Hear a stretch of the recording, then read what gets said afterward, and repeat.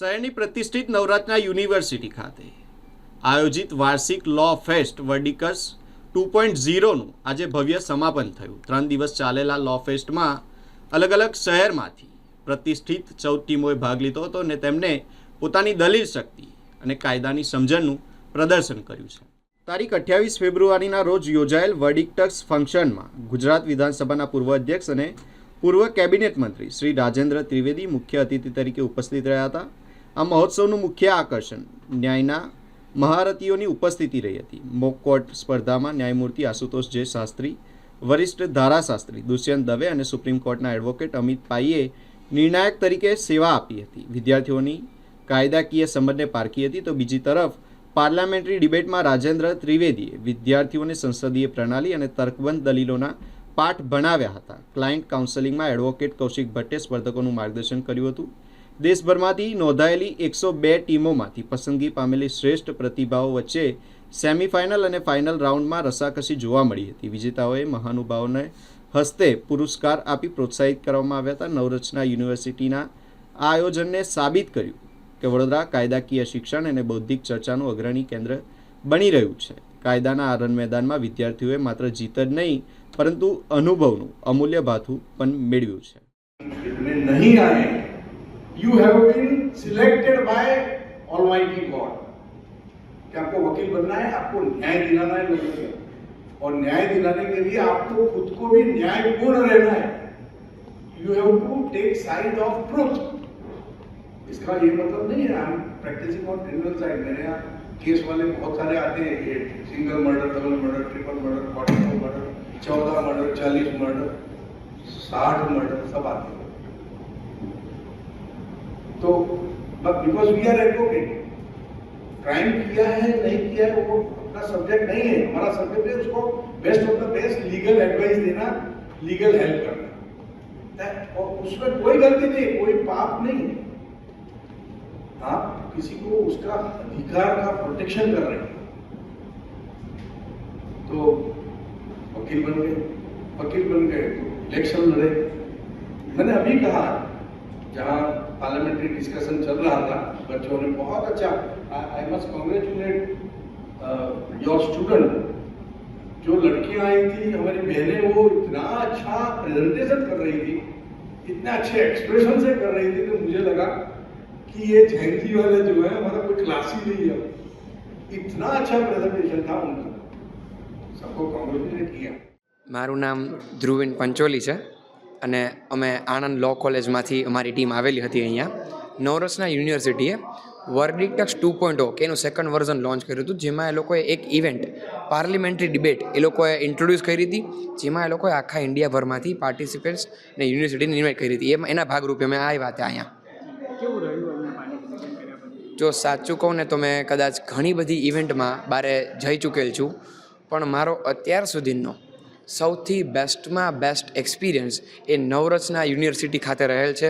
એનું રીઝન હતું કે અહીંયાની જે મેનેજમેન્ટ ટીમ છે એ લોકોએ જે ઉજાગરા કર્યા છે, જે સ્લીપલેસ નાઇટ, એના કારણે આજે પાર્ટિસિપન્ટ માટે આટલું બધું સ્મૂધ વર્કિંગ થયું છે। એ લોકોએ અમને મીલ પ્રોવાઈડ કર્યું છે, સો મીલ વોઝ રિયલી ગુડ। એ લોકોએ એકોમોડેશન પણ પ્રોવાઈડ કર્યું છે, because out of state participants આવે છે તો એ લોકોને ઇકોનોમિક એકોમોડેશન મળે, સો એ લોકોની કન્વિન્સ માટે એ લોકોએ ઘણું બધું કર્યું છે। અને એ લોકોએ પાછી પ્લસ કે જેમ વડોદરા હેરિટેજ નગરી છે તો એ લોકો માટે એ લોકોએ એક ટૂર પણ એ લોકોએ કરી છે કે ભાઈ ટૂર કરશે, બધાને ફેરવશે પાર્ટિસિપન્ટ્સને, કે જે લોકો કોમ્પિટિશનના ભાગરૂપે વિદ્યાર્થી આવ્યા છે।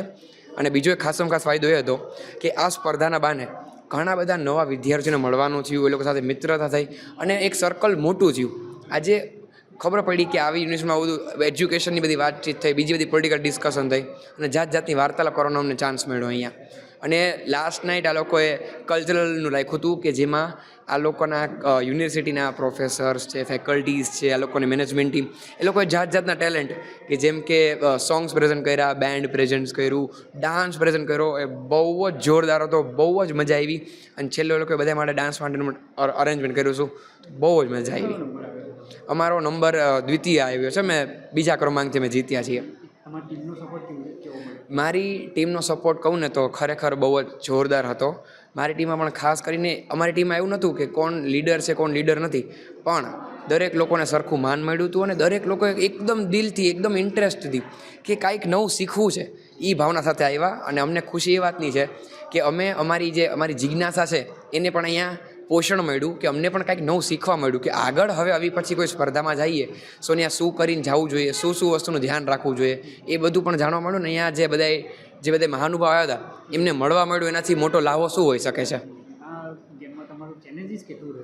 અમારે ચેલેન્જીસ એક જ હતું કે પાર્લિમેન્ટરી ડિબેટમાં આ લોકોએ એક નિયમ રાખ્યો હતો કે જે પણ વિષય હશે જેના પર અમારે આર્ગ્યુમેન્ટ્સ કરવાની હશે, અથવા તો સરકાર તરફથી અથવા તો ઓપોઝિશન તરફથી, તો એમાં કેવું હતું કે એ લોકો એક દિવસ પહેલાં અથવા તો કહીને કે ખાલી 12 કલાક પહેલાં જે લોકો અમને વિષય આપતા હતા.